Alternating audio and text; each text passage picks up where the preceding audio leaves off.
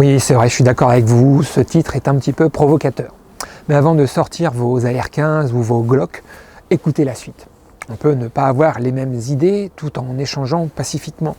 Autour du projet d'autonomie, un sujet nous sépare, c'est le choix de s'armer pour se défendre.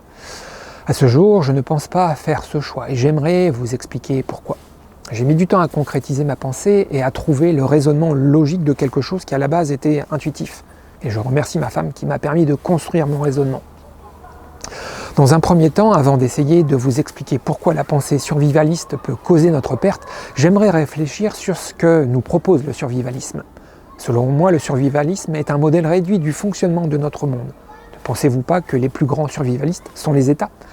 Ils cherchent bien à être indépendants du reste du monde, à assurer le plus possible leur autonomie et se préparent, s'équipent pour être en mesure de se défendre. Je trouve qu'il y a une incohérence dans l'idée de rejeter nos systèmes et de vouloir faire la même chose à l'échelle de sa personne. C'est selon moi exactement ce mode de pensée qui mène notre monde à sa perte. Ce fonctionnement est pour moi l'héritage de notre animalité. Nous avons tous en nous un instinct de survie. Cet instinct est le même que celui des animaux. C'est ce qui nous permet de préserver notre espèce et de réagir face aux agressions. Seulement, il me semble que c'est très différent de répondre à une agression à un instant T au regard de se préparer à répondre à une hypothétique agression. C'est pour moi là que réside le changement à opérer dans nos esprits.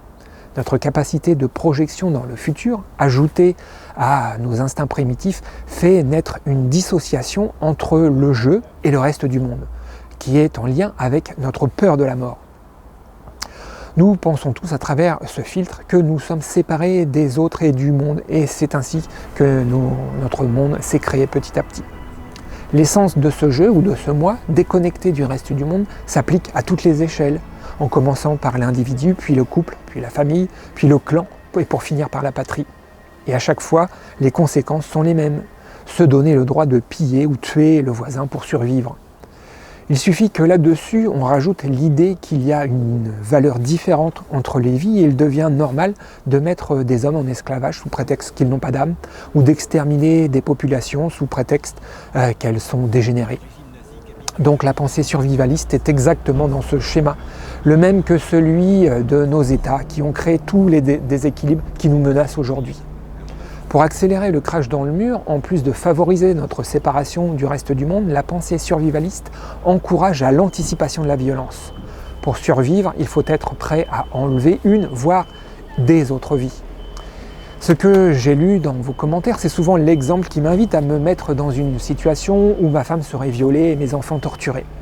C'est l'argument massu pour justifier la préparation et la détention d'une arme à feu.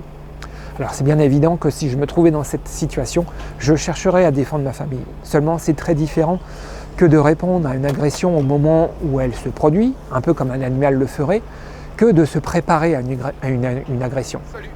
Ce que j'essaie de dire, c'est que nos pensées créent le monde. Et en vous préparant au pire, vous créez le pire.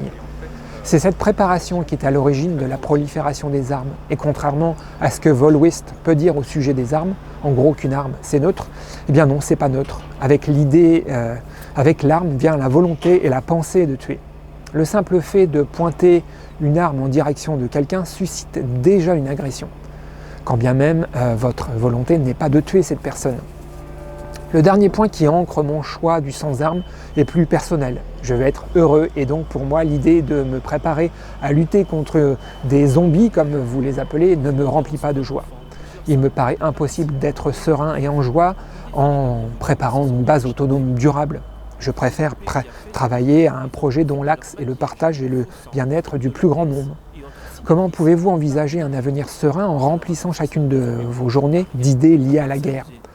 Rien que le fait d'évoquer la possibilité d'un déferlement de sans-âme dans les rues génère l'effroi chez tout le monde. Donc rien que d'en parler, et qui plus est, publier ce genre d'idées propage la peur et la haine. Quelque part, tout comme les médias qui nous assomment d'images violentes à longueur de journée, vous relayez et amplifiez ce nuage toxique. Et moi-même, en faisant ce genre de vidéos, je fais la même chose. Imaginez-vous bloqué dans un immeuble par un incendie avec d'autres personnes. Ça ne vous viendrait pas à l'idée de crier « C'est horrible, des corps vivants s'enflamment, leur chair brûle, on va tous mourir ». Vous allez faire tout votre possible pour calmer la peur qui monte en chacun de nous. Pourquoi vous allez chercher à faire ça? Eh bien parce que vous savez qu'un homme qui a peur devient incontrôlable et capable du pire. C'est ce qui est en train de se passer en ce moment. La terre brûle et nous devons faire de notre mieux pour calmer la peur qui monte dans chacun de nous. À mesure que la pression sera plus forte, la pensée survivaliste va se durcir et ne fera qu'accroître les désordres. Franchement, quand le feu sera intense, croyez-vous que vous dormirez mieux que moi parce que vous êtes armés? Non, on sera tous les deux dans des insomnies. Voilà, j'espère que j'ai réussi à vous expliquer ma position et surtout j'espère que cette vidéo pourra amener à réfléchir tous ceux qui sont encore dans le doute sur les choix à faire pour l'avenir. Je ne parlerai plus de ces sujets sur ma chaîne YouTube. Je veux me concentrer à propager la joie, l'amour, la bienveillance, le partage et l'entraide. Je vais continuer à travailler à notre autonomie, mais pour d'autres raisons que la pensée survivaliste. Je veux travailler à notre autonomie pour aider les autres à croire en leur capacité de changer le monde et pour propager l'idée qu'il faut tendre vers une sobriété heureuse, comme pourrait le dire Pierre Rabhi. Comme le dit un adage chinois, il vaut mieux travailler à répandre la lumière que de lutter contre l'obscurité. À bientôt.